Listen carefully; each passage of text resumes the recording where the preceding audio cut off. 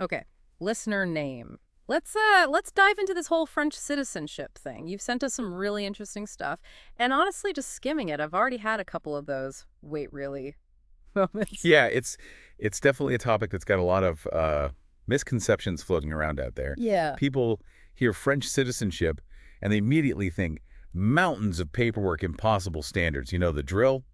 We're going to dig through all that and pull out the important stuff for you. And from what I'm seeing, one of the biggest takeaways is how much more attainable this whole process actually is than people think, especially when we're talking about refugees. Absolutely. Your source really emphasizes that, and it's pretty interesting. There's this big assumption that it takes forever and a day.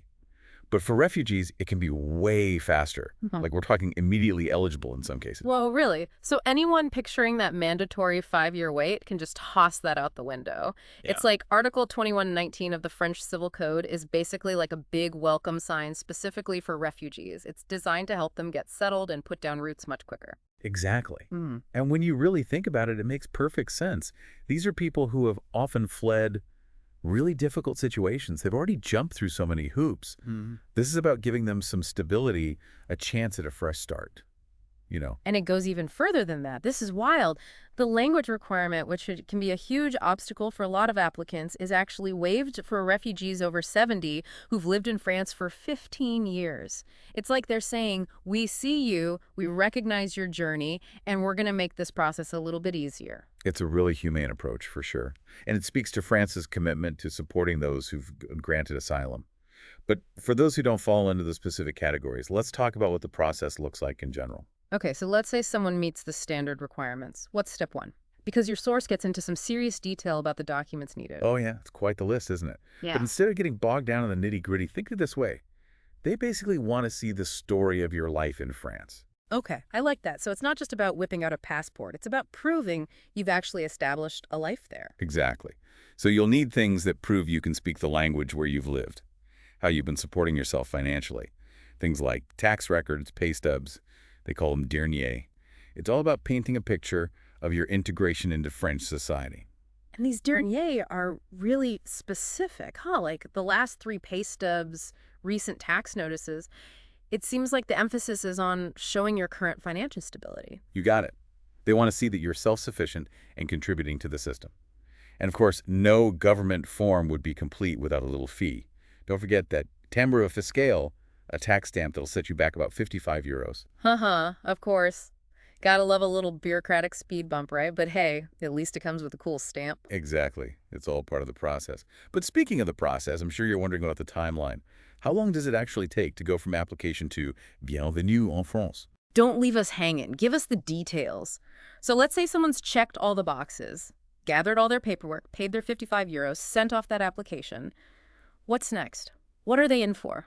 Well, then the real fun begins, which is to say, the waiting game. Oh.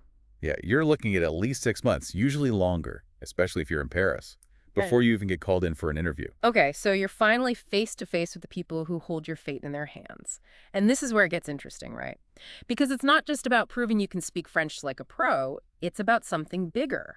Exactly. Yeah. Your source uses this word integration, and it's really key. They're not just looking at your language skills. They want to see how you've woven yourself into the fabric of French life. So it's like a subtle test of your Frenchness woven into the whole process. In a way, yeah.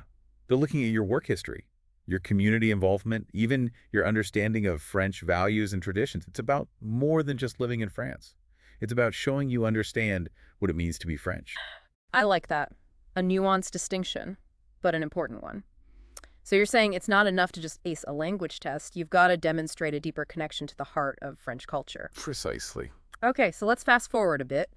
You've nailed the interview. Impress them with your knowledge of French cheeses and your passionate defense of the baguette. What happens then? Well, then the real waiting begins. Oh, no, don't tell me there's more. The prefecture reviews everything. And if they give you the thumbs up, your file goes off to the Ministry of the Interior. Mhm. And they take their time, up to 18 months to make a decision. Wow, talk about a cliffhanger. So you could be waiting almost 2 years. From start to finish. That's a long time to have such a life-changing decision just hanging in the balance. It certainly can be. But while we're waiting on those official pronouncements, let's zoom out a bit and look at the big picture of naturalization in France. Your source mentions some pretty interesting statistics.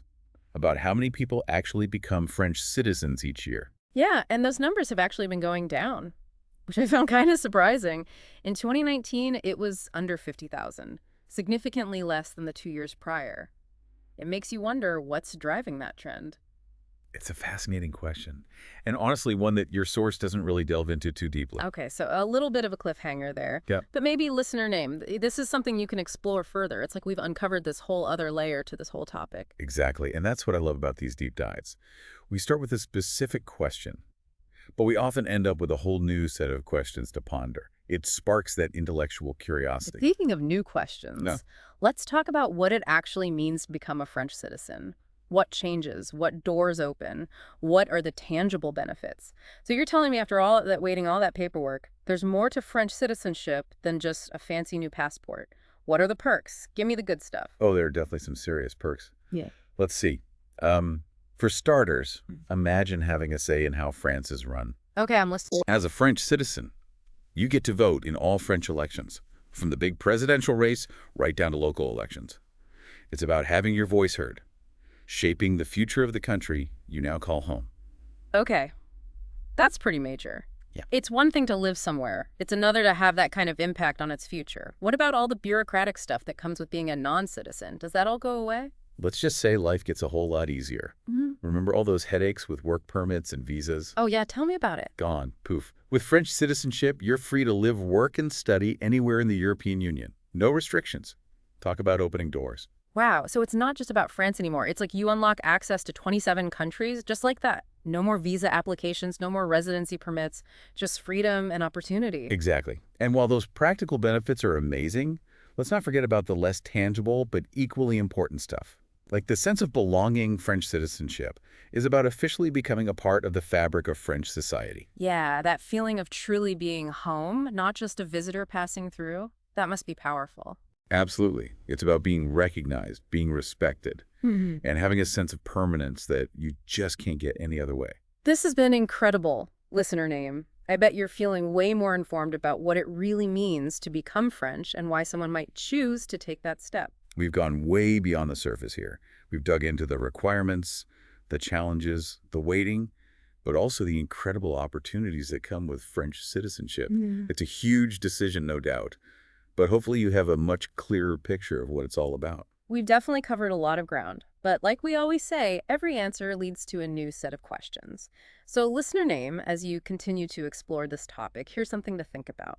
We've talked about what it means to become French, but how do those experiences differ depending on where you're coming from? Does someone from Senegal, for example, face different hurdles or opportunities compared to someone from Canada? Yeah, those are some really interesting questions to consider. And on that note, we'll leave you to your research. Until next time, listener name, keep exploring.